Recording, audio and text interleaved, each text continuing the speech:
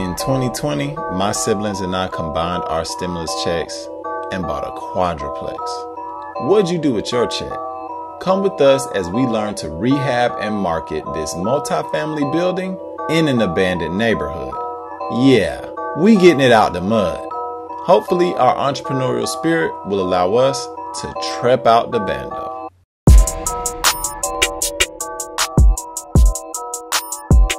Final thoughts on the demo of our first unit.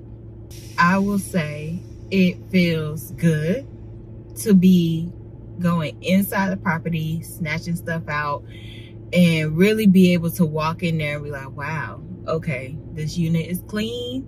It looks like something now, because before it just looked like something. Before you wasn't going to be able to really walk around without fear of putting a nail in your foot. Or something jumping out at you.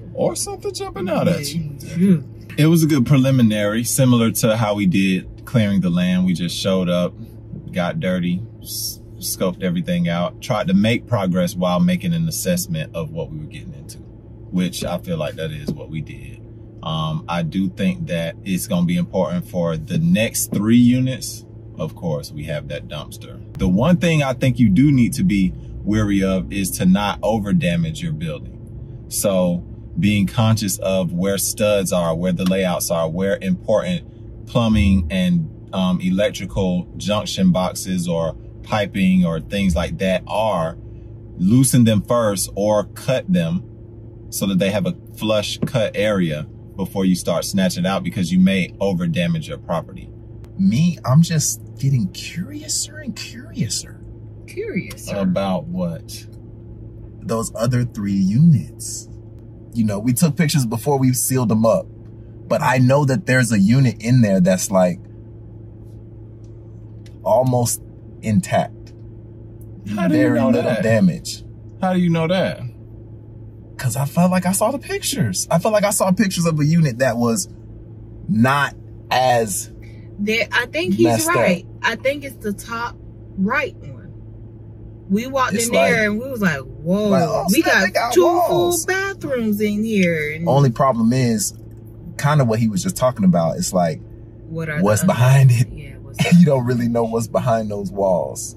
And this second time going to the dump was kind of an eye-opener for me, because it was like, all right, everybody ain't gonna be like, it ain't gonna be like the first time. Yeah, because them guys wasn't really trying to help us the way that the first fellow did. Right. Yeah, the first guy, he was on it. We got in and out pretty quickly. The second group, because it was a group of guys, the second group of guys, they just stood back and let us get in. Yeah. It was at one point, one of the workers was like, oh, I didn't even see that. And what he was talking to, no, we dumped all the stuff off the trailer. And then he looked at the back of the pickup truck like, I got a shot of it too. I got a shot of that. So you can go ahead and cut to that right now. Okay. And it's going to be like, that thing look like a little cube there, bro. Yeah. It made me think of like little cubes of trash. And then you talk about like, pressed together. Exactly. Like, we're going to recycle this and make it shoes or whatever. And bottles. Right. Yeah. Exactly. Yes, he did. He was like, oh. Yeah, something like that. It was like, what? Oh. Once that happened, that killed his morale. That killed his guts. So he was like, yo, we just emptied this trailer and now there's a bed full and they had all this crazy in it. And now I got the whole, basically the same thing again. I thought I was done and I'm only 50%. Yeah. He was defeated. Homeboy had a defeated look.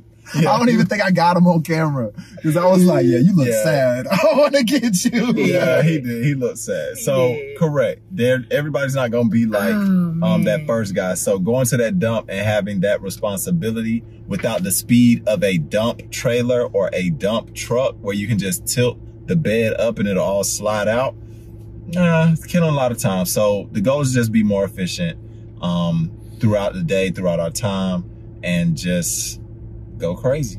Yeah, we're gonna go crazy on it. Really, all we did was give y'all like the appetizer of us doing a demo. We're gonna demo the whole building. We're probably gonna replace some walls and some beams and all kind of stuff. So it's gonna get a lot more intense how long is it going to be before we get in there to do that? Yeah. With the challenges that we face outside of the Bando is that Nevin does not live here with me in the rail. So he is in Florida. We're in Georgia. And he also has his own, you know, entrepreneurial businesses. Endeavors, real estate that he manages. Yeah, he has a lot of responsibilities himself. So him taking a week at a time to leave that in Florida, you know, it gets tricky. But you know, the grind, the Trep don't stop. I'm trepping all the way from here to Florida. All right. The Trep is in your heart. Right. You feel me? Trepping is in the heart. It's everywhere you are. Because you're a Trep star. Trep star. I'm a T-R-E-P-S-T-R. You feel me? This episode is releasing a few days after our channel trailer went viral on TikTok. And as a result, our Trep family has grown exponentially in a week's time. We want to welcome all of our new subscribers to the Trep. Your reaction to our story and words of encouragement motivate and inspire us to keep going. And the truth is, we just getting started. In episode 8, we boarded up Timmy with the Stimmy because winter is coming and we are preparing to go full throttle on the demo. But now that our inbox is flooded with more comments and questions than ever before, we've got plenty more in store for you. So share this channel with your friends and family, inspire them to invest with you.